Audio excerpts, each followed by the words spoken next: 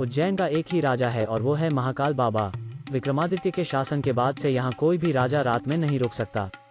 जिसने भी यह दुस्साहस किया है वो संकटों से घिरकर मारा गया। पौराणिक कथा और सिंहासन बत्तीसी की कथा के अनुसार राजा भोज के काल से ही यहाँ कोई राजा नहीं रुकता है। काल के दो अर्थ होते हैं, एक समय और दूसरा मृत्यु। महाकाल को महाकाल इसलिए कहा जाता है कि प्राचीन समय में यहीं से संपूर्ण विश्व का मानक समय निर्धारित होता था, इसीलिए इस ज्योतिर्लिंग का नाम महाकालेश्वर रखा गया है।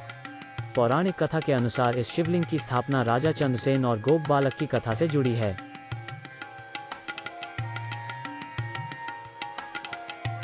कालों के काल महाकाल के यहाँ प्रतिदिन अल सुबह भस्म आरती होती है। इस आरती की खासियत यह है कि इसमें ताज़ा मुर्दे की भस्म से भगवान महाकाल का श्रृंगार किया जाता है। इस आरती में शामिल होने के लिए पहले से बुकिंग की जाती है।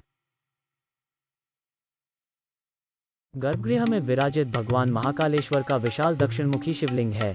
इसी के साथ ही गर्भगृह में माता पार्वती, भगवान गणेश व कार्तिकेय की मोहक प्रतिमाएं हैं। गर्भगृह में नंदी दीप स्थापित है जो सदैव प्रज्वलित होता रहता है। गर्भगृह के सामने विशाल कक्ष में नंदी की प्रतिमा विराजित है।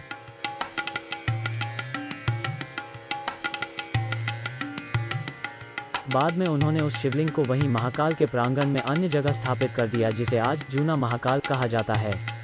हालांकि कुछ लोगों के अनुसार असली शिवलिंग को क्षरण से बचाने के लिए ऐसा किया गया। महाकाल के दर्शन करने के बाद जूना महाकाल के दर्शन जरूर करना चाहिए।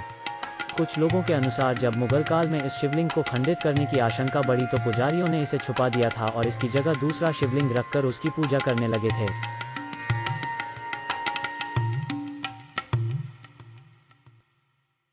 वर्तमान में जो महाकालेश्वर ज्योतिर्लिंग है वह 3 खंडों में विभाजित है।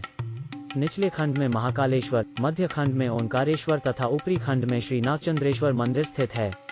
नागचंद्रेश्वर शिवलिंग के दर्शन वर्ष में एक बार नागपंचमी के दिन ही करने दिए जाते हैं। मंदिर परिसर में एक प्राचीन कुंड है।